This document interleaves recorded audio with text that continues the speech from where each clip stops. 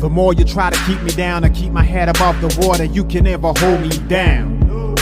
The more you try to block me out, that's where I kick the wall down. You can never hold me back. The more you try to put me out, the more I'll be blazing, it's too hot. The more you try to put me in the dirt, increase my work, the expert. You see the hunger in the eyes of a survivor. Swallowed my pride, washed down with some saliva. Reinvented my whole life, mental MacGyver. One door shut, another open up wider. Listen, battle drums in the distance. Good evening, everybody. It is another Tuesday evening. It is, I'm Casey with Pinecase Podcast, and this is the podcast where music is your drug of choice. We also highlight beautiful musicians and artists that come together and use arts and culture as a way to hopefully bridge the gap culturally, politically, universally, and maybe just break some stigma. If you're new here, go ahead and drop the links to your guys' projects in the comment section so we can check them out later on. And if you have a particular song that you enjoy that you want us to know about that maybe helps you in a dark moment, please, feel free to share, sober dates, all that good stuff. Today we are hanging out with my goodness, where do we even start with this list of accomplishments? But basically the island's favorite reggae artist. I brag about you enough that this introduction could be about 5 minutes long, but the reality is that you're this beautiful human that does amazing music that actually has reached amazing levels, but you seem to be able to keep this humble heart. And when I think of you as an artist, I think of how much courage it must be to talk about some of these topics, especially following in the footsteps of people like Bob Marley, who did it so well. But you've managed to really make an imprint in your own way without having to lean on some of those people for your own accolades and success. So it's an honor and an absolute privilege to be here with you tonight. Thank you so much, my friend. Thank Caleb you. Hart. Always a pleasure. Always a pleasure. Thank you. Yeah, no, the pleasure's all ours. Like, I feel we're getting to a point now where it's almost annual, right? I'm like, okay, you've been here. This is like the third time. This is amazing. Let's keep it that tradition. Yeah. Annual tradition. Yeah, absolutely. Actually, speaking of traditions, the one thing, I don't know what it is, but when you're in the calendar, something happens. I'm like, this man has the power to shift some energy in my house in a big way. Because sometimes I think I've had power outages. We've had, like, I can't remember what the other one was. And then today we got 8 inches of rain and my basement is like, yes, underwater. I'm underwater right now. Like, I got the water line back behind the studio, so we're good. But it's every single time. Like, Calico and I were like, what is happening? Like, what is it? But I've decided, I'm like, it's certain human beings like bring certain amount of energy. And it's like, whether it's intentional or unintentional, it always seems to be when I collide with big personalities and big energies that the weather always changes, or, the vibe always changes in kind of a big way. And I know that some of these things can be like, obviously frustrating and annoying and stuff, but I don't always look at it that way. I'm like, it's enough to kind of shift my thought pattern and my daily routine into something else. So, or at least that's what I keep telling myself. Because well, I'm accustomed to bringing sunshine when I perform. I don't know why that's not the practice here, but I mean, maybe the people that listening don't want to hear what we have to say, so they try to sabotage it. Who knows? But here we are, and we made it. Yeah. We made it this far, so. Yeah, exactly. Right. Like, get the generators going, get the sub pump, whatever we got to do to say some of these things, because just keep swimming. Yeah, exactly. What have you been up to? What is going on over on the island? Like, oh Lord, I mean, so much going on, and not just on the island too. I travel a lot, so I mean, we have so much going on. We have the Victoria Ska and Reggae Festival coming up. I've been working with them for the last couple of years. We have Island Fest the weekend after. I've been working with them for a couple of years. So it's actually like 2 weeks straight of Caribbean vibes from reggae to soca and everything in between in Victoria. So that's pretty cool.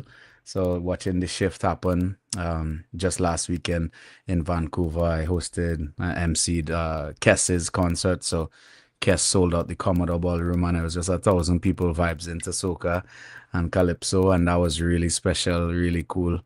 And yeah, I mean, there's so much going on.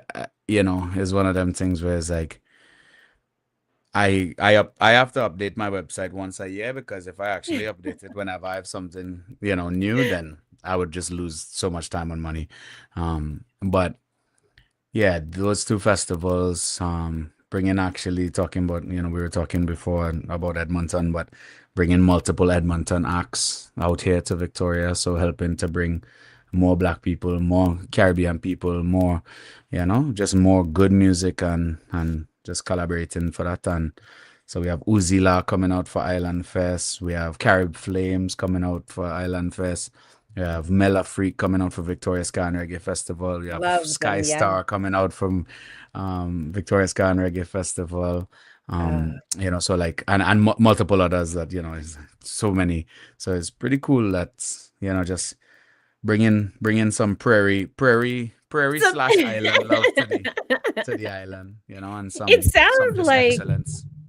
you kind of scooped up the whole Jamaica relief fundraiser. Like I recognize like a lot of Rice for yeah, Jamaica, yeah, yeah. So yeah, those are, I mean, absolutely. those are all my homies from whatever time of the last 10 years or so. But my main thing is more about excellence and diversity than just, like, don't get me wrong, I promote a lot of Black culture and Caribbean culture and stuff, but for the most part, I want most times for it to represent the breaking of the stigma of what North America's idea of what Black people are and who Black people are and what they represent, and still to this day the systemic realities that we are watching on news and all this madness that's always going on that stigmatizes Black people, really. And of course, more than just Black people, but my focus is Black and specifically Caribbean people, right? So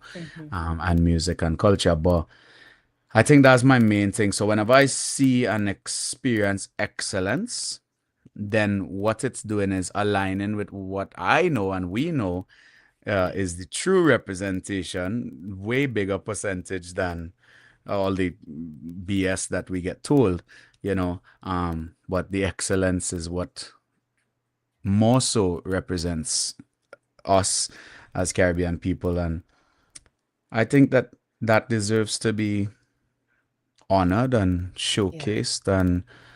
And also it's just about building the community and collaborating with fellow artists and stuff. Just because I'm an artist doesn't mean that I'm gonna try to take the festival slot. I have given, basically, without, there's many people who don't know how they got their gig, and it was me. And I'm not saying that to pat myself on the back. It's more of a principle of almost like I almost feel it like a moral responsibility, you know what I mean?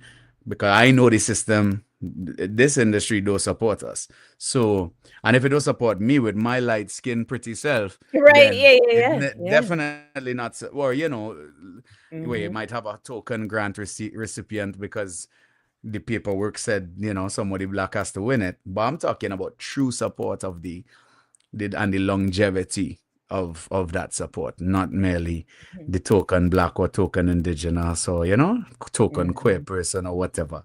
To me, it's like building sustainability, longevity, and that can't happen without community, and it can't happen sustainably without excellence. So that's my two focuses. I don't know where that rant came from, but you're welcome. You're like, let me tell the people right quick. No, I think it's all extremely important. Yeah, no, absolutely. But they're both, it's extremely important. I mean, we have this duty to the culture. We also have a duty to ourselves, our children, and the people that are near us. And so I think it's even, we shy away from like talking about the things that we do that support our community, because it's like, oh, it's, it's about the cloud or it's not about the cloud. It doesn't even matter. These things that you're saying are absolutely beautiful. And to be able to open up space for your friends or be like, look, I can sit this one out so they can slide into this time slot or, whatever. Correct. Like those are massive things that not only do they they change the experience for the audience, right? But you become, when you get to this 10,000 hours and you get to these spaces where you shift kind of from, just not that you were ever just an artist, but you shift from artist to event, to promote, to this, to this, to this, and like all the back stuff, then you have this duty to curate this experience. And why not take advantage of the people that are near us and make sure that they're coming up with us? I think people that don't do that, right, pigeonhole themselves as well. And so when you talk about Black Totally. excellence, it starts with this exact example, right? That's when you're, you Yes. know, you're on the right road, when you're starting to organize these moments for the people around you and not just yourself, right? It's just, yeah, it's a beautiful thing. Beautiful thing. Yeah. Vital. Yeah. Well, and it's not that easy to do right now, because we do have these, like, these, not to get into like the political side of things. However, it's really challenging to navigate sometimes in Canada's music scene. For whatever reason, we just don't invest the same amount of like love and money into the entertainment industry as maybe, like, you know, our brothers down stateside, right? And so we have to really band together to make sure that these things happen. And yeah, I think that you're an amazing example of that, especially for the island, because it's bigger than that. When people are talking about these festivals that you're talking about, I mean, people travel pretty far to come and check them out, right? It's not just like, Definitely. oh, we're hanging out, you know, in Oh, it's Victoria not, for a yeah, minute. a It's like, Saturday in the park. It's no, a no. 4-figure to 5-figure investment for some people every year or whatever to from. And I mean, this year is crazy with the World Cup and things, so it's like accommodations and travel and gas prices because of whatever, and you know, everything is so much more. So still seeing people reaching out is pretty cool. And I mean, this year is really, really cool because there's that, we have for the Victoria Ska and Reggae Festival, the element of so Charlie Black, who is "Girl, You a Party Animal," and so many other hit songs, you know, as a big dancehall artist, we're bringing him. And then Souls of Mischief, you know, 93 Till Infinity, like legendary hip hop group. And then I mean, such an array of acts, but it's really cool because then, you know, the people that, you know, the Edmontonians and the whatever, right, that I'm helping to get out here can then put that on their resume as well, that they you know, shared the stage with them. And who knows, you never know with these kind of things, you might be able to break bread with them and chat with them for a little bit, and you know, next thing you know, somebody's agent is talking to you because you did well. And them kind of things, there's why I do it, because the truth is that merely playing a show for 1,000 or 2,000 people isn't really the only, you know, it's not the do all and end all of life, you know. You could perform. I've performed in front of probably 1 million people, you know, by now in my career. I unfortunately 1 million people ain't buying my music right now. Do you know what I mean? Like, it's Right, just yeah. a reality that's deeper than merely that. But you do your absolute best, and then do not just doing your best musically, but doing your best pertaining to how you then operate professionally, personability, you know, and see what you can receive and what you can give. So I always try to, when I'm doing my mentoring and stuff, I try to advise that the way you show up is to serve. So if you show up in service first and foremost, then naturally the way that life goes, you will be served because of it. You know what I mean? So I never, well, I can't say never, but most often I show up thinking, okay, how can I be of service? You know? And that always takes people, catches people off guard. Like last Saturday, I emceed for Kess's concert in Commodore, and I'm walking through Commodore, and everyone's stopping me like, "Oh my God, when are you performing?" I'm like, "Oh no, I'm not performing. I'm just emceeing." They're like, "What?" I'm like, "Yeah, no, because I wanted Steel Pan to be the opening act, so to get the full blown carnival experience." And they're like, "But, but." You know, like you're Caleb Hart. And I'm like, Yeah. yeah, correct. So why aren't you opening?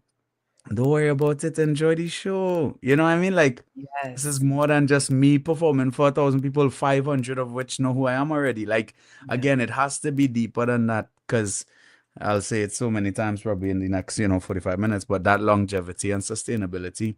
And if you're doing it by yourself, you'll never make it. You have to have that mindset of community, mindset of service, and again, You serve and it will serve you back, you know? I've spent so Sloan and I, like Sloan Vox from Decimate Metal Fest. She's the lead singer of Siren, the band out of Calgary. Anyways, we put on this festival every year in small town, big dreams, so to speak. And we talked about like what is the aim and what's the goal and what sets this apart. And the thing that we kept coming back to was like mentorship. It's the only real thing that, and not to say that community isn't one of it, and you know, culture and all that stuff is so important, but the mentorship was just, it kept coming back to the beginning of the conversation and the forefront of the conversation. So we're like, there's so many bands that come up that don't have those connections in the community, that don't know where to start, and this is an opportunity for them to understand just like some of the little moving pieces that maybe they wouldn't otherwise know. We don't have the same club culture that we used to, where these things were learned, right? We don't have the same culture and community in the sense that you could go to a show and you would, you know, you would meet the dude at the door doing tickets, and then you'd meet the dude at, you know, doing sound, and you would meet the dude doing lights. We don't have that culture anymore, where people were like trying to sort this shit out in front of people and figure it out, and there was always some guy that had worked there for like 30 years. That's gone because everybody is inside their own space and they're learning for sure. I mean, YouTube and all these things, like, it's actually maybe more accessible than it's ever been, but in a completely different way, because now you don't have that communication piece that we used to have when Individualistic. It was an individual. Yeah, exactly. And so if you come up short of something, you're not going to be able to even know that because you have nothing to compare it to. Whereas back in the day, someone would tell you, listen, that ain't it, you know, try that again. Right. And so I think mentorship is just one of the things that, when I see projects that are leading with that, not only again is it fundamental, but it's like it's like it's like that spiritual experience when you start seeing the old people sit back, you know, and the young kids are starting to figure it out. And then you really only have that in environments where mentorship kind of takes the lead. So I'm excited to hear this conversation happen again, because it's been around, man. And I keep running into human beings where that is the focus. Like maybe not all, I don't want to say not all is lost, but it's refreshing to hear that this is where we are in our age. So We're like, man, it's swinging right back around. If you know, I think that there are more evident barriers than ever before, but the barriers themselves are like projections more than they are actual barriers. So it just takes the want and the desire and then the act to go, wait a minute. Oh guys, this was just a projection of a mountain. You know, you actually walk straight through, you know, rather than try to climb it, you know, because the climbing by yourself again. And even, you know what, as you were speaking, I thought of is even the concept of having to differentiate community from mentorship is how far we've gone from it. Because the truth is that that's the same thing to me, like in my mind. That's the same thing. Community doesn't mean only people on your left, people on your right, people in front, people behind, right? It's actually the elders, the younger, you are the in between, like, you know, we would be the in between, right? So to some we are elders, and then to others we are children, and you know, that is part of the community. Having to decipher or differentiate mentorship from community is just, again, proof of how far we are from community and how much we need community and mentorship.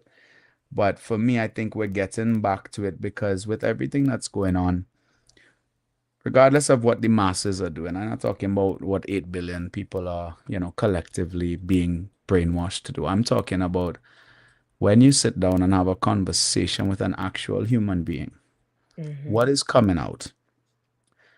The same thing. Like most often, you know. Sure, you could have the Instagram viralities and the TikTok dances, and that'll always exist, by the way, you know. Yeah, it's not going anywhere. No, it's not going anywhere except maybe even getting even more proficient and more thing or with Mhm. AI and stuff. You don't even know if the person you're watching doing the dance is a real human being, Right. right? The song you're listening to, whether it's a real artist, whatever. But you know what can't happen is I can never go see that AI artist in a cafe. Yeah, exactly. I'll never go watch that AI artist perform.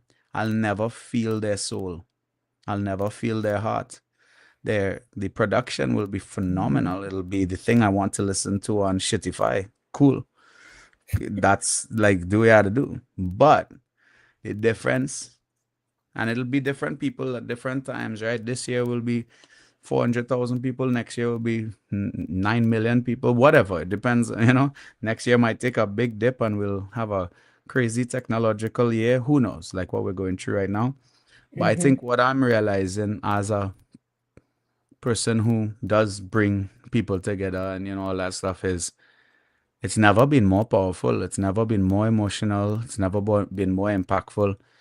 Because you see, the thing about access to information that we have is we are all so hyper aware of how good it is to be in that cafe listening to that real artist, right? Because we're aware that people in Congo, Sudan, Haiti, Gaza, I could go on and on and on, don't Mhm. have that privilege. So, as much as it's painful and heartbreaking to watch it happening and feel like you can't do nothing about it and you're getting vexed with the leaders and we're fighting and saying, we're crying for no more war and all that stuff. There's also this dichotomy where, yeah, we get to, I don't know, somebody came up to me the other day after one of my shows and said, wow, how blessed are we that we get to see you live? And I was just like, that's how I feel about performing. Like, how blessed am I that I get to do this? But it's really beginning to resonate with humans that, like I said, if you just talk to someone and you will see it. I think we spend a bit too much time reading comments and getting, you know, rage baited and stuff. But I think if we actually just speak to humans, we'll realize how many of us are on the same page or very similar pages. Yeah, and because right now we have like such an obvious example of those things. There's never, yeah, like you said, there's never going to be a substitute for going to a live show, and I'm excited that we're kind of finally kind of on the upswing of where people are willing to invest their money and they're realizing like the value in going to these things because and now I'm not even going back to like the whole COVID conversation in this moment. I just mean that even outside of COVID we were still like there was still things happening in the live music scene, right? Like there were still Mhm. things that were happening, and now I'm like, look, if I got an extra 39.99, like going to sit and watch somebody perform is just as valuable to me as going to the dentist or going to the doctor, and maybe even more so because I don't know if I got a lot of trust in either of those things. Like, you know, but it's like the Fair. same, but it's like I treat it with the same value. I'm like, man, look, Yeah. like we're gonna need some groceries, we're gonna need this, we're gonna need that, and then we're also gonna need to go and check this out on Saturday night. Like, Yeah, it's essential. And also, mhm. I mean, let's be honest, so many of us, especially those of us that live in cities and stuff, are guilty of dropping $50, $60 on DoorDash or Skip the Dishes or Uber Eats or whatever. Just based off of I don't feel to cook today, which is your right. You have a right to spend your money on whatever the heck you want, right? Yeah. That's $60. Let's say you do it twice a week, every week for the year, right? Now that's 52 weeks times two, so that's 104 times 60. So all of a sudden, you're dropping almost $7,000 a year on, let's call it non-essential food, meaning the Right. process is non-essential. It is a privilege to do that, right? Mhm. That's $7,000 a year. Well, you're not spending that on live music, but you can't do at home. Cook your own Caleb Hart. Right. I just made that up. Like I'm just talking off of what, but that's kind of Facts.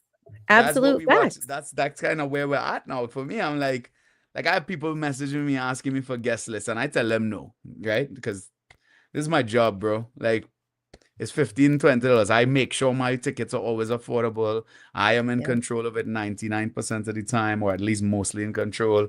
whatever. It's not, a Live Nation situation. So if I put you on guest list and I see you getting drunk, nah, No, nah, like, why you ain't ask the bartender for a guest list of drinks? I bet you ain't never done that. never, And never. so No. how come I must then sacrifice, right? But again, that quality, or I mean, sorry, not quality, but like honor is beginning to shift, because I do think that people are fed up of the ridiculousness, the noise, the hecticness, and the division, the segregation. Because it's so bombarding, we feel so helpless. So come listen to some live music, not just live music for live music's sake always, but some, the good kind as well. Go, and again, you're allowed to spend whatever you want on whatever you want, because it's your money. But I am realizing a shift in people, and I think that it comes from human connection and that soul to soul, thing, because you can't get soul through a screen. And that's just a fact. Even on this interview, we could be soulful humans, but there still is a limit that screens and watching the video. You can resonate with me. It's not the same as, if I'm singing so passionately that something inside of your chest shakes when you're like, in the actual venue that I'm at, there's a difference that is integral. And I do think that we are craving it, Yeah. Well, and I can speak from that experience. Like I've seen you live. I took my whole family, actually. I took all 4 generations. I was like, we got shit So to do epic. today, boys and girls. Like we got, So we epic. packed everybody up. And it was like, it's still something that we talk about because it's just so impactful. And it's the beautiful thing about your music, not to boast, but it is my job. So I'll take it. I'll take it there. Like it's it's palatable for everybody. It's so Totally. palatable for everybody, and it's so unifying. And like the moment that it hit me, it hit my spouse, it hit my kids, it hit my grandparents, and the great, you know what I mean? It was just like do do do do do do do, like right throughout that space. And you just can't put that in. You can't put that in a pill bottle, and you can't put that in, like, you can't put that in a syringe, and you can't even really, I mean, maybe, I guess horses is maybe like the closest thing that I have to that, but Yeah, yeah.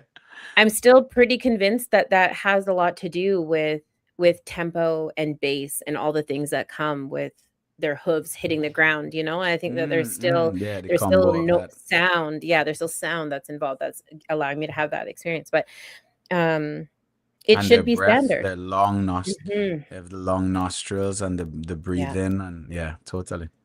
Yeah, right. And then just like I call them like wind braids. Some people call them fairy braids, but like their hair gets like whipped up so you can hear their hair, you can feel it, and then all of a sudden when you stop, all their hair is like looks like little braids like throughout their mane and tail and stuff. So Mm-hmm. there is tangible things, but again, that's an outdoor experience that I'm having with a mammal, right? That's very much Mm-hmm. like similar to being, in the same space as somebody who's like playing, music or making music. It's like and we've talked about it on the show so much lately. We had a beautiful guest last week, and he was talking about like the different frequencies versus the different notes and what they mean for the body and why they're so healing and why they're so integral. And like, it's true. And I don't want to beat a dead horse here, pardon the pun. It's like I don't want to keep climbing up this conversation, but the reality is, That's a wild pun to use at that right? moment. I'm sorry. I'm so sorry. you Sensational. know but it's like we just, with the same tenacity and the same enthusiasm and the same bank account, that we would go and buy these vitamins and minerals and all the essentials, the things that we deserve and the rewards that we deserve for ourselves. Like, we need to invest in artists the same way, right? And even, I don't know, like, it's like the older I get, the catalog seems to get bigger, but the kind of the top Oh, 10 it's more seem to specific be, still. yeah, it seems to, Yeah. yeah, it really hasn't changed all that much, but but it seems to kind of be, it's still pretty much the same as it always was, right? Which is why it's so important. It's like something that's like continuous throughout your life. And yeah, I guess maybe the point of this conversation for me is like, I wish that people would value it for themselves. Like, I wish Yeah. that people, I wish that for people, I wish that they would go and allow themselves to be immersed in these experiences with artists like yourself, that they would like take the time out of their lives and just go and check out a show, right? And the whole way, like from beginning to end, go and spend that extra couple of bucks to like, primp yourself up if that's what you so choose to do. It's like there's Totally. more to the experience than just the artist themselves. It's like feeling good about yourself and being around people, like-minded people, or maybe not, right? Because that's even better conversation. And allowing yourself to be who you are at the core, because that's what gets to happen for those who are in the audience. It's like for just that few hour or so, Mm-hmm. they get to just be who they are. Maybe the person that they are when they experience that music, right? Because you get some people that are like, I like to listen to, I don't know, whoever. So I'm gonna dress like this tonight, right? It's just like a part of their personality. But it's Mm-hmm. like you get to be inherently that person for just that time that you get to enjoy that music. And I think, yeah, I wish that for people more. I agree. And the other thing too is like artistic expression is a human biological norm.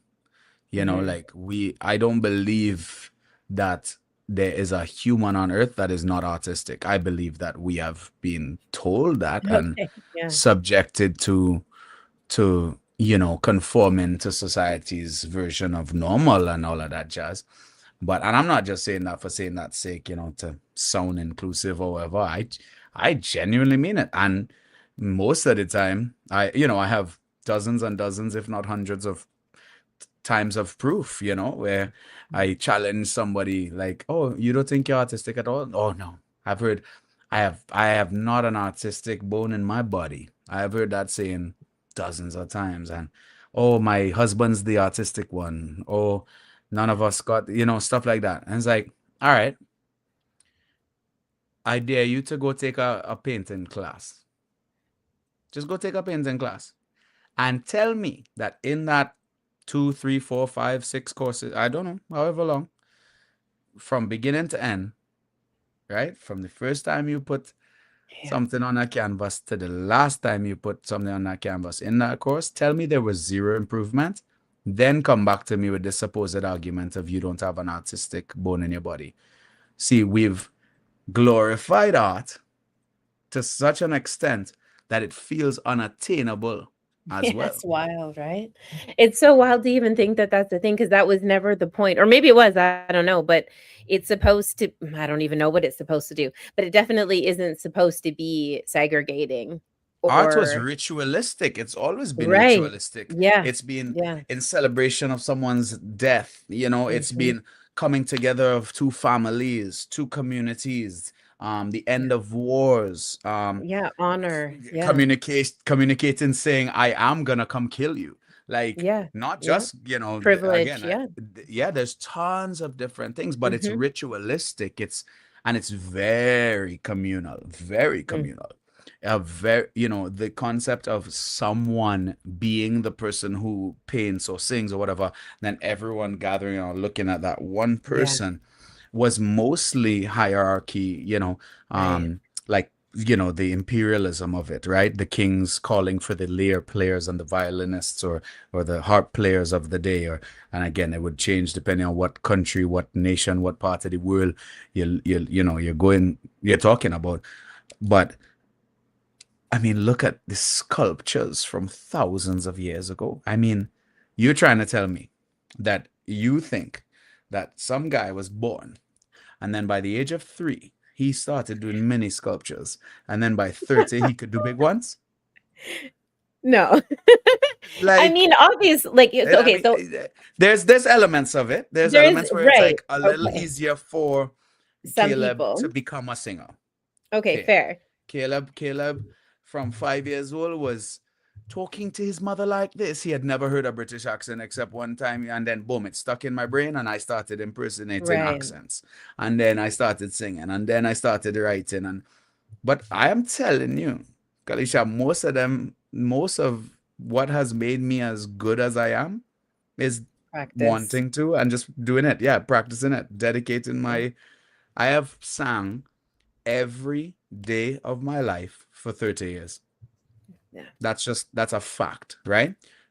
Now, you go do something every day of your life for 30 years and see if now to 30 years from now you're not better at the thing, right? So there's a certain skill that comes with the dedication to this skill that people then see and go, oh, I am not that, therefore I am not artistic. Yeah.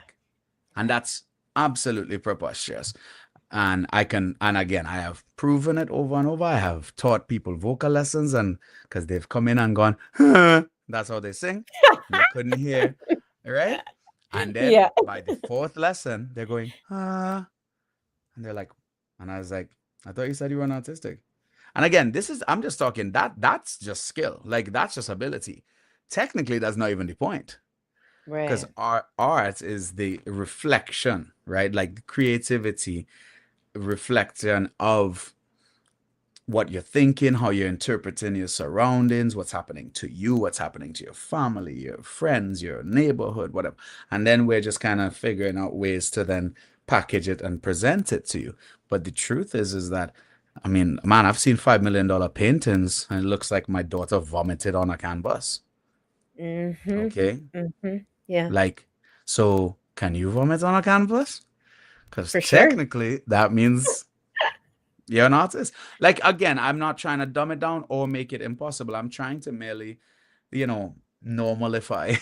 No, that's not a word, No, but I agree with you. know. I think that we don't give ourselves enough credit. The one thing that I could continuously tell my kids is that if you want to do something, whether it's like, whether it's basketball or this or that, or be a chef or whatever, before that person did that thing amazingly that you admire so much, they knew nothing. They Correct. knew nothing, Precisely. just like you. So, how did they get there? You know what I mean? Precisely. Like that's it. That's it. Do some things, maybe need a little bit more support than other things? Of Certainly. course. Of course. Certainly. However, the person that you admire so much knew nothing at some point. So, is it attainable? Yes. Yes, it is. Right? Exactly. And it's just about the accessibility to that thing, right? And obviously there's some who don't have the same access to things as other people. That's fine. But Yes. if you want something so very badly, you will find the ways to do it. Like I can't stress that enough to anyone that's willing to listen. It's like, you really want those things, right? You stop ordering the takeout. And you start investing in yourself, or you start going for that walk every day that you didn't want to do to save the gas money, so that Absolutely. at the end of the month you can go into the city, whatever it looks like, right? It's just like those little pieces you got to start to do. But before that person became great, they knew nothing. They knew nothing about that Before I topic. started touring, I worked Mhm. 90-hour weeks for 2 years straight. Dang, yeah. Okay. And I mean, not that I'm gonna recommend this to anybody, but I barely ate, took the bus or rode my bicycle, and I'm talking in Calgary and Grand Prairie. Okay. So this Yeah. ain't no, I'm not talking about Tobago at this point, you know what I mean? I'm not talking making my way downtown. Yeah. Right. Nah, Yeah, it's it was cold and hell. It was nasty. hell on earth. Yeah. It was Yeah. hell on earth. Yeah. But I wanted heaven more. So I said, I'll take some hell and then invest into what I actually want to do. And then my first ever tour, like tour, not just a weekend away, or my first ever tour cost me $8,700. You know what I mean? Like, meaning that's part of my story and stuff. But all I'm saying is I sacrificed so much just to be able to get that first thing, and it was all hopes and dreams to do a genre nobody was listening to. Yeah. Matter of fact, I was just talking to Arlo Maverick on the phone, and I was telling him, how many conversations I had over the years where people walk up to me and they're like, "What do you call what you do?" So when I tell them calypso, reggae, soca, and they're like, "Wow, I've never heard anything like that before." Hundreds of times. So if I've had hundreds of them conversations, then that means thousands of people, because obviously I didn't talk to every person who had a unique experience. That is crazy to me. But it then gave my little, like not just the sacrifice, but then I went, oh, I'm doing something here. There's impact, right? So you can have intent and then the intent doesn't land. right? But I had intent, and then impact was actually taking place. That's when that's of course years after me working on the skill of the art actually being like a listenable thing, right? Palatable, yeah. Yeah, Well, and that's palatable item. and it's also that takes a lot of tenacity and a little bit of a couple of balls, because if people are saying that to you, like, I'm not even really sure what that genre might be. Like, a lot of people would be like, oh shit, maybe I need to go back to the drawing board here and like look at maybe something more specific or something that people are making money already at this time, right? I mean, I don't know. We can Oh get into the yeah, I could argument have, of, trust me, I could have got, yeah. I could have done rock and roll. Right, yeah, I and could have make it, done rock and roll, and it probably would have yeah. been a lot more, what do you call it, commercially successful, Hmm. you know. But Yeah, then I wouldn't be doing the world a favor by being myself, yeah. So I think, and that's another aspect of art that I think people need to pay attention to, is like, we have a lot of judgment. We tell people, oh, why are you Mhm. talking on this, why are you speaking about this thing? Just play football. Why are you speaking about this thing? Just, you know sing the song, shut up and entertain. And again, that comes from that old imperialistic thing where you think you're a king, and I'm Yeah. the slave, basically, or the servant that has to merely entertain you. But the The difference is gesture, that the yeah, shift, yeah, gesture. the gesture, exactly. Mhm. But the shift that has taken place is that artists now, because of technological advancements, we also have reach and we have amplification, right? So we can reach people and places and stuff that other people cannot and don't. Yeah. So now we actually have the responsibility of the kings. We now have the responsibility whether to talk about the fact that this place don't have bread, or this place don't have work, or these people are getting beaten or raped or whatever. I mean, so I take that part of it very seriously, not merely because I'm an artist, but because of the era in which I live in my artistry. I look Mhm. at it and I go, okay, right now I'm on a podcast. 2 days ago I was on a big stage, and the day before that another stage, and whatever. I have 20,000 followers on Instagram, and blah blah blah blah blah, and all those things. And if I take all of those things and put it all together, that's a huge responsibility, And so I take that responsibility and I go, okay, I am an artist, and that is true. Also, there's these things, these platforms in which we as artists are amplified. So how Mhm. could I not utilize that platform and reflect again? Back to what I was saying, reflect what I'm seeing, reflect what I'm feeling, and being in touch with not just me, because again, of the conversations that you have on your left and your right, right? So then reflecting what I believe the people are feeling, the people are seeing, and then being an amplified voice for those of us that are feeling those things, you know? And that is yeah, it's a Well, responsibility of mine.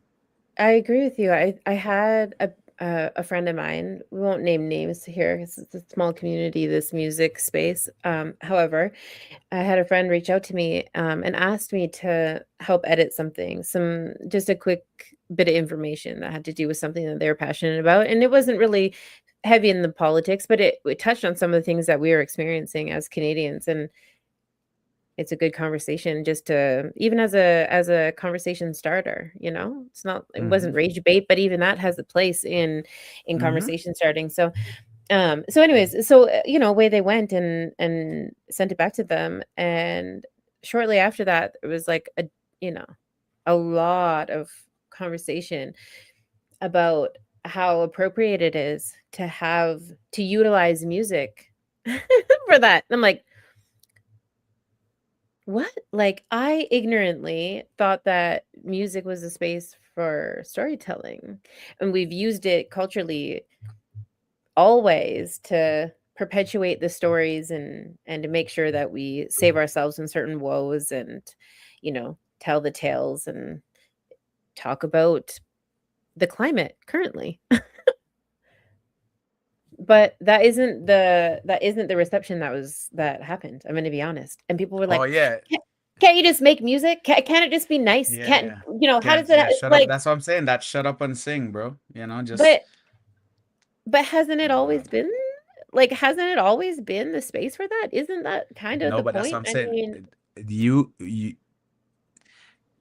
there has been different realms, and you could say, and it could be true that it has always been that, but the truth mhm. is that when music shifted from ritualism to entertainment, it did Yes, change. right. It did Yeah. change. You can't argue that. You can't argue that. Like, because guaranteed the king didn't want to hear a song saying, all the people down the He's a hill piece are of, yeah. dying, Yeah, yeah, right? totally. Well, Why he's are we cheese. being Yeah. ignored by the king? You know? Yeah, totally. Right. You're leaving us Yeah. to starve. Like, no, they that Yeah. jester or the lyre player or whoever the singer would have dead. You know what I mean? Yeah. So he Yeah. can't say that. So he has to now think of right. So that's where comedic music started and Mhm. stuff like that, where it's more like poking fun, even if it is a little bit of like again, if you have, let's say you've been the main singer for 5 years, there would be a little more leeway given to you because you're, Absolutely. you know, one of the king's favorites or whatever. But once it left ritualism and yeah, the griot lifestyle of storytelling and stuff like that, once it shifted from that, not that it left, meaning it this part didn't exist, but once there was other things that began to exist, then the content and the responsibility of the content creator shifted as well. So you have, and then of course, as life went on, we evolved to amphitheaters, right? And then you know, move on some more, and then next thing you know, you have the ability to record, right, onto vinyl. Um, and then you can actually take the music that that person just did and leave, and then put a needle on it and let it spin, and then you could hear them again. It's amazing, right? What? That's Yeah. crazy. So that with that expansion, think about it. Let's say you're the first person to ever figure out how vinyl works, right? You think that you're gonna solely focus on just telling a particular story? Of course not. You just No. realized I could record myself and then play it back. Oh shit, let me try to lie. I don't know. Like, you know, I'm just gonna Yeah. tell a ridiculous story. So I'm gonna make up this crazy story about this gal. You know, this time Buddy is an incel. He has another gal in 10 years, you know. But he's gonna write a song about a gal. Right, cool. And then, and again, that's just one ridiculous example. But next thing you know, if when he realizes which ones start to sell, and again, it's not just him, but you know, as it time Mhm. goes on, well, what actually do people want to hear? All right, let's say it's the middle of World War I, right? Yeah. You wanna dance, you ain't wanna hear more things about gunshots and people dying. You wanna hear about the old country, right? Yeah. You want to reminisce and oh how I missed, you know, the fields and the flowers and the seas and that da, da, da, da. Right. So then okay, bam, you're shifting because you realize it's still storytelling, but you're shifting from like what we would see as impactful storytelling or socio-political, but it Mhm. still is socio-political because the war is actually happening and you are making a stance to speak about not the war. So that in and of itself is socio-political. So as a Caribbean artist, for example, and you know, I do reggae, I do soca, I do whatever I want, island soul, right? As you know. But a lot of people have given me shit over the years because I might sing a conscious reggae song, you know, and then the next thing talk about whining because Yeah. I'm from Trinidad and Tobago. Well, guess what? You know what's the inception of carnival? The same inception as reggae? Fighting against the system. They're the same exact thing. One just chooses to sing about what we are gonna do. Like meaning, well, I don't really care about what I'm saying. I still gonna jump and have a good time. Right? Then the other one is, well, burn down Babylon for all the hypocrisy and right? It's the same thing. Now, reggae people wouldn't want me to say that, and then soca people wouldn't want me to compare. But the truth is, it's the same thing, and it's doing the same thing. What it's doing for us as listeners is providing us with some peace of mind, a bit of an escape, some camaraderie where we look left and right and we feel like we're not the only one who feels this way, right? And that's to me is togetherness, still is still togetherness when what it boils down to. And again, you see how we watch all the words I just said, so much. I went all different ways and it still comes back to community, right? It still returns to that togetherness, to that It's unity, unity. it is really like it's again, it's our responsibility to make sure that we unapologetically create these spaces. I mean, they used to exist all the time, but now we have to curate them a little bit. But that is how we continue on living in a space that it doesn't matter what's happening outside, because that's always going to be a thing. There is always going to be things happening out there. Precisely. There's unfortunately there's not a whole lot that we are gonna we've seen beautiful revolutions and we've seen ugly revolutions and we've seen all sorts of things, and yes, they've happened. However, steady steady as she goes. I don't even really want to come up with something greater because it just is what it is out there. It hasn't really changed a whole lot in the Precisely. big scheme of things. And so what do? We have to make sure that we're okay at the end of the day. And the best way to do that is through community. Talk to your neighbors, hang out with your kids, create spaces where everyone can be comfortable. You know what I mean? Sit Exactly. on the back deck more, sit on the front deck more.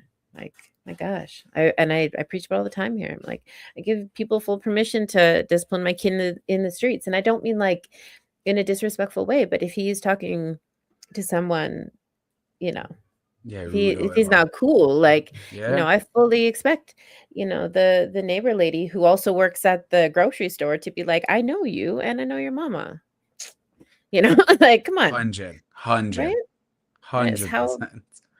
and that makes me feel safe. I know that I have other eyes and ears out there looking at after, looking after my babies. And so I just, yeah, I can't preach it enough. Like, we have all these things that keep us inside and an individual, and that's okay too if that's where you're comfortable or where people are comfortable. Like, that's cool too. But Yeah. at some point you have to go outside, and the best way to do that is community. So, it makes it easier though when you have amazing artists out there that are creating these beautiful spaces that are enjoyable. And so I don't really care what you make your music about, quite frankly, because I think it all, just like you're saying, like, it all serves this purpose. Like, Yeah. last time we talked, you had made a song about avocado or pear or whatever. What do you guys call it on? Zabuka. Zabuka. Yeah, Yeah. yeah, yeah, yeah. Not pear. Right, right. Okay. And so, Same it's thing. fun. Because yeah, It's it's just, just yeah. Yeah. But it's funny because, and the reason why I bring it up is because I was like going on about emancipation. This song's amazing. And you were like, listen to this though, It's like it took all this, because that song, both songs, I believe, just like you were saying, are equally as important to each other. They both create conversations around things or mood or a vibe or whatever. They're equally as important, both beautiful but equally as important. And I just, yeah, I I find it funny that people outside of this can't see that for themselves, unfortunately, because it doesn't really well, need to be that complicated. no, but the irony of it, I believe, is we have been so disconnected from one another for so long that it's almost become part of our like being. So Yeah. contention is actually attractive to us because of it, Yeah. you Yeah. know? So whether it be because of racial segregation or, who you like sexually or who you're attracted to or, and I mean so many different topics, right? Well, the truth of the matter is, like, man, I remember one time I was driving from Jasper to Edmonton on tour, and Mhm. we broke down. So flat tire or something, and old tour van, old minivan tour van and Yeah, I whatever. know. And I know exactly what you're talking about. this guy stopped on the side of the highway, and I mean the redneckest Albertan, and he walks up to me and he's like, "Oh, everything all right there, buddy? Thing." So I kind of tell him, and he's like, "Oh, you have an accent, from around here." I was like, "Oh, well, I'm from Trinidad and Tobago, da da da, but been here, whatever, whatever." And he's like, "All right, okay, cool." Long story short, this man was so racist and so small-minded, and Yeah. also drove me to the gas station and What? helped me. Wait. What? Listen, it was yeah, we didn't have a oh no, we had something had happened with gas. It wasn't a flat tire this time. This is a different story. Yeah. This one was gas. So he drove me to the gas station, bought a jerry can, filled it with gas, drove me back about 30 minutes because it's kind of middle of nowhere. Once you pass Hinton, it's kind of like two There's hours till nothing out everything, there. whatever, Yeah, right? there's nothing out So there. so it was quite a task for him. And I mean, nothing this man said made me feel safe, but his actions were that of his norm. He was doing what he believes is right, which is, oh, there's some musicians, on the side of the road. But if you heard this man talk, it was insane. Like the things he was saying, if Yeah. you just hear him speak, you then boom, take him and you put him into he is not a good person, right? That began my journey of greater understanding because the truth is that you can only be reflective as much as you have experienced or seen or witnessed. Some people are not necessarily racist as much as they literally have never even been subjected to being around different races. So, and again, this is not a justification, eh? It's 2026, gay act in order. I'm not Get saying, it together. Yeah. of Yeah, totally. course. I'm Yeah. just saying there are people. That guy isn't the same as the KKK, but the way that these days we speak, we do lump them into the closer together because That is KKK territory. I I mean, know, from and I know Hinton that, and I to know Red that, and Deer I know that, is I like, know okay, that. just so we're clear. My Okay. dad, something you Yeah. probably don't even know about me. My dad, so I was born in Eckville, Alberta. Okay, I know exactly where that Born. is. Right. So Damn. I Okay. was only 2 months old when we left, so therefore I don't even talk about it because it's not relevant to me, except for the No. fact that my parents were there and my dad was finishing his degree, became a pastor, and then he was interning to finish his degree in Eckville, Alberta, at the time where the leader of the Aryan nation was his neighbor. Yeah. Okay? Or it's Eckville, so you only have Yeah. 6 neighbors. But anyway. Right. So Yeah, I that part. know about the history of that, and I've heard the stories, and they're crazy. This guy that I'm now fast forward talking 2014, 15, whatever, the way he was speaking sounded more along the lines of that, okay? But my black bandmate, me, and then we had two white bandmates. He bought our gas, served us, and then bought some Gatorades or whatever, blessed us, helped us with something else, popped the hood and made sure everything was good, and then said, "All right, boys, God bless," and then dipped. Okay. Yeah. I move out to Victoria, to BC. 2019, I think it was. I slide into a ditch with black ice and I slide into a ditch. 288. I'll never forget this. 288 cars passed me. I counted. Because I knew the difference. I could feel the difference. Now, people could say what they want about, and trust me, Alberta has its issues, and I know that, and it's difficult, and it can be so Right. challenging and stuff. Right. Of But course. here's the difference. Here's the difference right here is when you have to go through minus fucking 40, sorry for cussing, but when you have to live through what the prairies have to live through on a yearly basis, there's a certain level of camaraderie that exists that surpasses race, class, etc. Now, I know that same guy could go vote for some racist guy. Don't get me wrong. Again, I'm not trying to, but the difference is then come out here to the West Coast and where everybody's liberal and so inclusive and blah, blah, blah, blah. And 288 cars drove by me and no one helped me. Then I started walking And I walked for 7 kilometers, and then someone stopped, and the person that stopped was from Edmonton. Yep. Okay, so none of this surprises me I'm at telling you. all. Yeah. At all. Not only If you've lived in both, you know that I'm telling you. I've lived in both. I've lived Yeah. on Vancouver Island, Vancouver, Edmonton, and not far from Eckville, but also like right now I'm on the outside, further in cowboy land than I am into the city, you know. And Yeah. this is my experience, and even in a bigger way, like, not to say that it's not a massive way, because it is, but in BC, people actually watched me spiraling. Like, things were happening in my life in a really big way, and I couldn't get my Yeah. footing, couldn't get my footing, couldn't get my footing. And they And were ain't like, "Oh, well, nobody you need coming and to." holding you up. No, no, no. In fact, you need to completely hit rock bottom before anybody. That's what was told to me. Like, Jeez. you're not quite there yet. Like, you still have some things to lose. Like, well, you still have a vehicle? Well, we'll come back and check on you in a couple more months. Oh, you still have a job? Well, we'll come check on you. Like, it's just like, what is going on? Yeah. Alberta, man, nobody, they're like, how do we get you what do you need from us? How do we get you back to where you were before you got, like, what's happening here? Just this little thing. You need some space. You need a room for your business to be in. You need, and it was like, because if I'm okay, then they're okay if Yep. I'm going to be in their space. And it's easier for them if I already am all put back together. So they don't even allow their people to get down there. Not to say there isn't homelessness and addiction and all the things that, No, of course. cities deal with. Of course there is.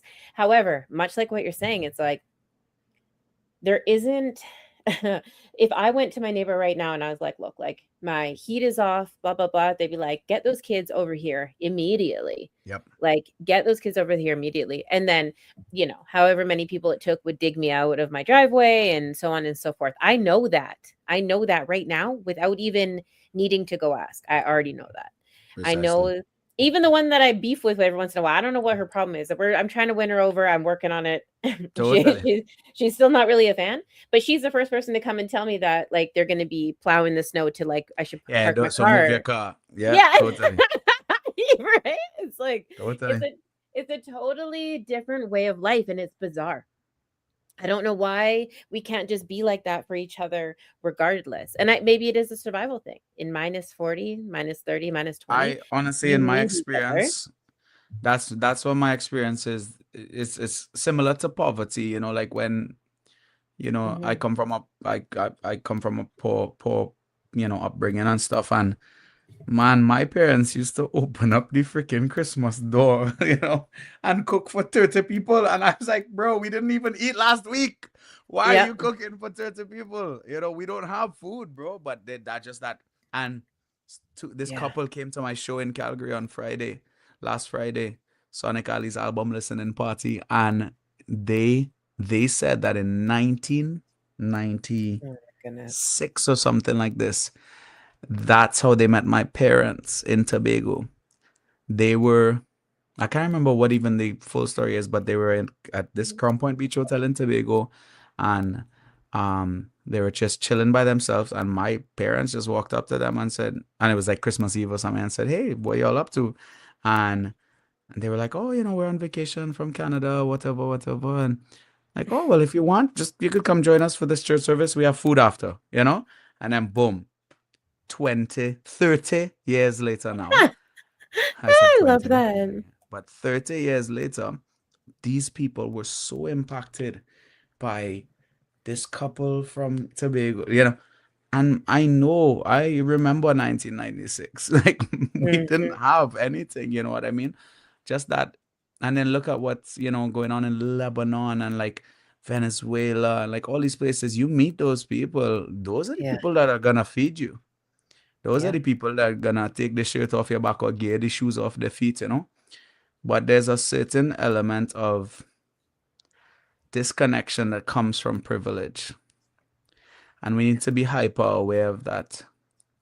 Because I think that privilege, as beautiful as it is, we try, to get our kids out of the same upbringing we had and we give them this better life and all that stuff. But it's like, you don't think about is how you got to the point of how you are as a human being. Because you didn't get raised the way you're raising your child, which is beautiful in so many ways. But I'm a huge advocate for, if you're not going to be subjected to the thing, so whether it be racism, poverty, sexism, you do need to make your kid aware that it exists, because blind privilege is arguably the most guilty parties, and that's what I find out here is riddled with in comparison. Where again, here it never gets cold enough to need to ask your neighbor if you lose some heat, you'll be okay, because it's only a day or two and then it's back to normal. So then you don't ever, heck, you could get your sugar delivered to your door, bro. Like, we live in that time where you don't even need to ask your neighbor for a bag of sugar or for a cup of sugar for some bacon or whatever, It's funny though, because once you're in that space, you don't even really want to go back. Like tomorrow, okay, so tomorrow my horse has a vet appointment, and that's a big deal. That's a big deal. Not only is it a horse, it's the vet. It's expensive. It's I was gonna expensive to say the get them cost. there. It's Yeah. like this whole thing that goes with it. And before the conversation or before the appointment was booked, there was already like people in my community, my neighbors and people around me that were like, "Oh, Bishop is getting to that age. Like, you must be getting ready to geld him soon." I'm like, "Oh yeah, shoot, yeah, I am actually. How? Yeah, thanks for paying attention." What? Yeah, that's Yeah, crazy to me. But like, amazing. right, and none of that social media, like, none of that's just because they look over the fence once in a while, like, that has Yeah. nothing to do with anything, like, on social media, and then they're like, "Oh, okay, cool, well, if you organize it on, like, a Wednesday or Friday, I'm gonna be heading out to this particular area, you can load your horse with our horses." Like, Wow. "What? Okay." And then like, "Oh, and you know what? This place is really great, but this place is better for equine. So, if you're gonna, we'll do the extra half an hour drive both ways because this specifically is the place where we take our equine. This is the place where we Right, take our dogs. exactly. This is the place where we take our equine." Like, holy shit. Okay, okay, cool. Didn't really didn't think about it too hard for a little while. Came back, whatever. We're all out there stacking wood and getting everything ready to do this thing and that thing. You got to move cows. So everyone just helps move cows for each other, so on and so forth, right? And then they're like, "Yeah, did you get that? Did you pick a day or whatever?" I'm like, "No, let me just call them right now, like, and see if they're available." No problem. So tomorrow I have this whole day lined up to take my horse into the vet and all this stuff. And I get to, go and enjoy some great company. We're going to go maybe check out an auction. We got some equipment to drop off for them. The kids get to have a good experience. They get to learn some new stuff about things that maybe they wouldn't normally because there's, Yeah, we're taking totally. some farming equipment and things like Very that. specific.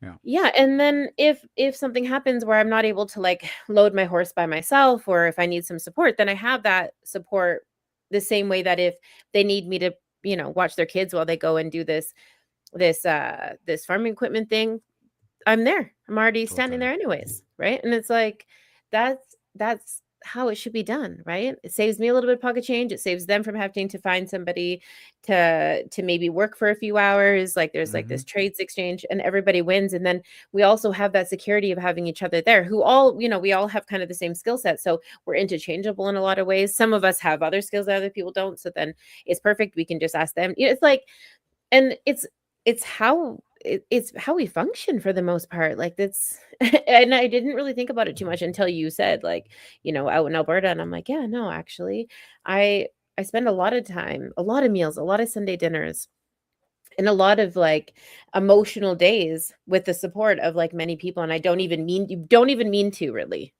But Yeah. because they're in the same season as us and in the same weather pattern as us, they're like, "Man, are you okay?" Right? We're all 8 Totally. inches underwater right now. But I already had, everyone come check and I went and checked on them and, it's like Yeah.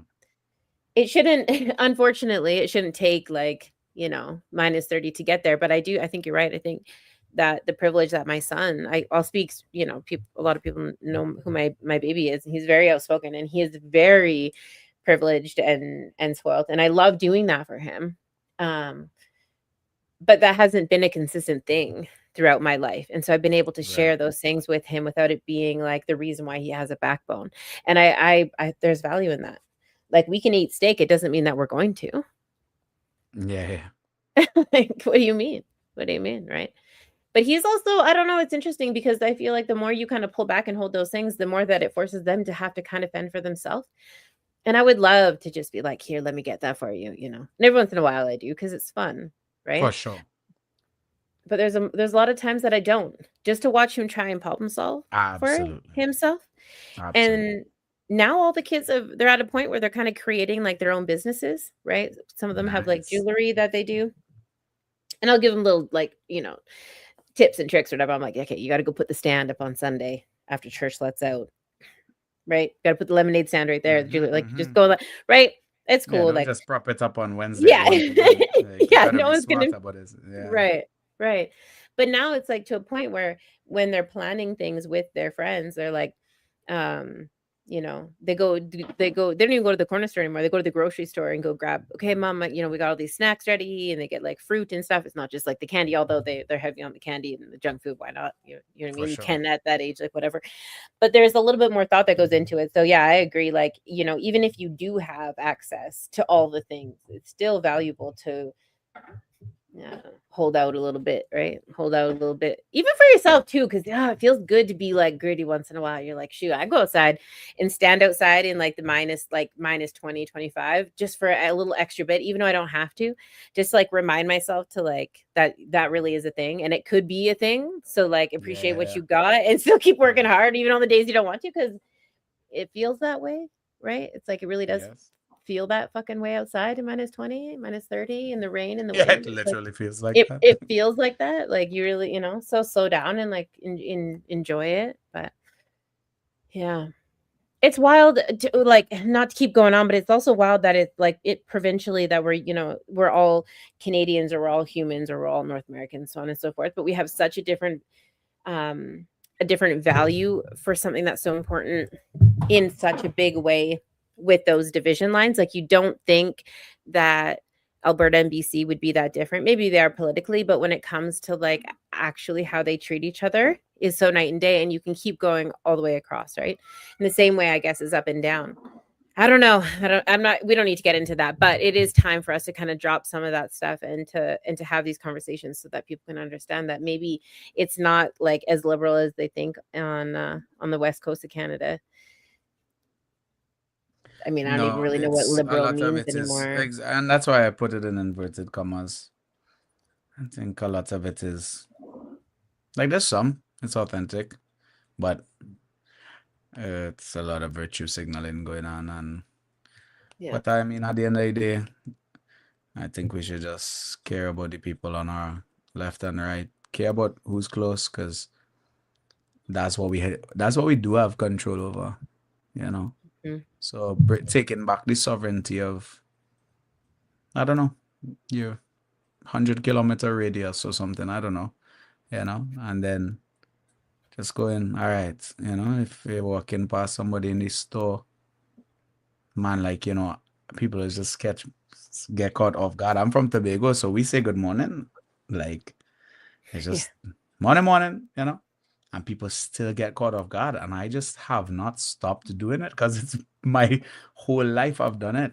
In Alberta, people were saying good morning back. You could tell they were kind of like, oh, you know. Here, they look at me like I'm a lunatic.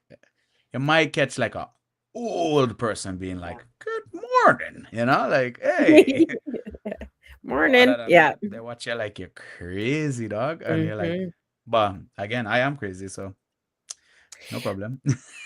Well, but it also like I joke with my partner. He's like, you know, I'm a flirt with everybody, everybody. Like not me, him. Like he flirt, like old people, young people, men, women, blah, blah, blah, blah, blah. And he's like a traditional blue collar, like I wouldn't go maybe red. I don't know. It depends on how you want to pigeonhole him as a person. We don't have to use like, you know, specific titles, but he is like traditionally an Albertan. You know what I Yeah, mean? yeah, But he like, and he has maybe some like political views that don't even know if I would agree with, but he flirts unconditionally with everybody, natives, you know, black people, white people. I mean, I'm an example of that, right? We have beautiful children, old, young, the Amazon driver who's like, I think he's like Turkish or something. I don't even know. Maybe East Indian. I'm not even sure. Right? Yeah. He like flirts unapologetically with every single person. I'm like, God, you're ridiculous. Like, you're ridiculous. We've been here for 45 extra minutes. Like, I don't even know why we need to still be in this space. Like, right? Like, we got shit to do today. Like, what's Man happening? spreading kindness, bro. He's Yeah, spreading some kindness. That's all all much needed. all over the place. Listen to me Yeah, gushing much and needed. like, and Better you go and know. give him a big kiss after this. Eh? I've been thinking. I've been thinking. I've been appreciating the things that I do have lately because, man, there's just like a lot of things. I just finished school, and Oh, congrats. yeah, thank you. And I did like 300 hours of practicum, um, for a special care lodge where there's like 100 schizophrenics, and so it was this really amazing experience. But it was like Wow. 14-hour days, and yeah, it was fascinating and amazing. And I'm sad that practicum's over, basically. Uh, but yeah, I've decided to go back into school, and so now I'm starting to go back for clinical counselor, and I've just been signing myself up and doing the things and writing the bills and just doing whatever I've wanted to do, and I haven't hit a wall yet.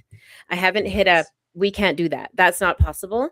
That's ridiculous. I haven't hit that yet, and so yeah, I've just been making sure that I'm like appreciative because Yeah, it's been a that's long huge. road and we're just like still on it. Yeah.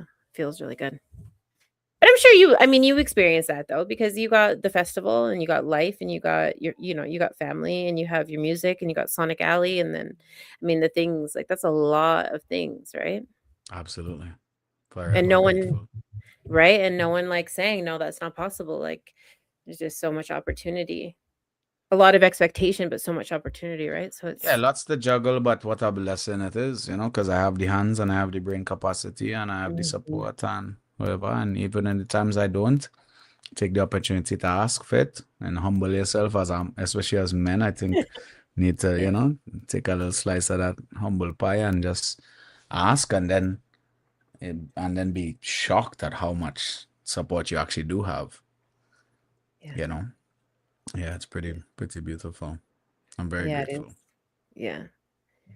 Yeah, it's really exciting. So June 27th, when is this Sonic Ali's album release is June yeah, 26th. Yeah, June 26th. 26th. Okay, so we need to get that in the calendars then and make sure that everybody knows where to go to find that. Where can everybody find you? Like, I mean, not that it's about all the socials, but I want to make sure that we know what we're talking about here. Yeah, I mean I put my at as my name here, and then you could find everything I'm doing from that. You know what I mean? At Sonic Alley and Scarfest and Island Fest and you name it. Just doing it all, and yeah, you could find it all. I have a very organized link tree in my bio. Isn't it? It's like the most, yeah, I love those. They're convenient. Gosh, so convenient. Yeah, yeah. Yeah, Whoever I'm decided that very was a good grateful. idea. Yeah. It's like one of the subscriptions that I don't that I'm like, yeah, no, that's Oh, essential one for exactly. sure. Same. Yeah. Yeah. Same. I pay that yearly without hesitation. I pay that quicker than Netflix, Yeah, I was gonna say for sure. I actually paid that one quicker than my SoundCloud account the other day. I'm Yeah, not yeah, gonna for sure. lie. Yeah. Like, sorry, Nah, SoundCloud. that one gets Linktree gets top priorities. Yeah, for sure. Oh, that's so funny. Yeah. Very cool. Ah, But yeah, look out love. for Unbound by Sonic Alley, June 26th. It is the eighth album that I've been a part of creating and the best piece of music that I've ever been a part of creating. Really? Wait, what? Mm-hmm. Whoa. I'll send you a secret link Yeah, for you to get please. a listen. I'll Wow, send what it an to you. honor. Yeah. It's I would like to think that all my music's at least somewhat good, but and then Emancipation was has my heart and all that jazz.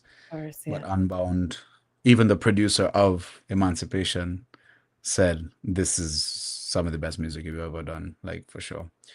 Wow. So it's an album. Like there Mhm. are like 14 songs, 3 interludes or something like that. It's an album. Yes. Yeah, it's an album. That's 45 minutes exciting. long, like proper record. Oh, lots of that's so different exciting. topics and styles, and yeah, Very cool. you're gonna love it. That's so exciting. Yeah. I'm like, everyone needs to bring back like the secret tracks and like the interludes and all the exciting pieces that make an album in my mind, because it was always about how the artist puts the project together that I always appreciated. Maybe even more so than the music itself. I'm like, I want to know why they put it like this and how they wanted me to experience it, which we obviously lost with like, streaming platforms and stuff. Well, and that's the thing. We were pretty serious about that aspect. Like, obviously, you got to do what you got to do with singles and blah blah blah. But for us, it was like, let's just do it. Let's just get the whole thing out there, and it is amazing. It is phenomenal. Like, you'll see. I just sent you the link. So very cool. All right. Well, we got to get out of here then, so I can go listen to this. No, I'm kidding. Exactly. That's too funny. No, I appreciate your time. It's always such a privilege and an honor, and all the the adjectives. I could sit here and say for a million years, but the reality is that Caleb, like, I obviously appreciate you and respect you as a human being and as an artist. And we take this. Yeah, of course. And I've talked about it, maybe I don't know, but we consider this the same as a cash donation. I don't know what you're worth. I have a pretty good idea if I had to guess, I guess. But sitting here and chatting is super valuable to us, and so we're able to turn around and then share that with our community. It's a big deal, and we take it as such. So thank you.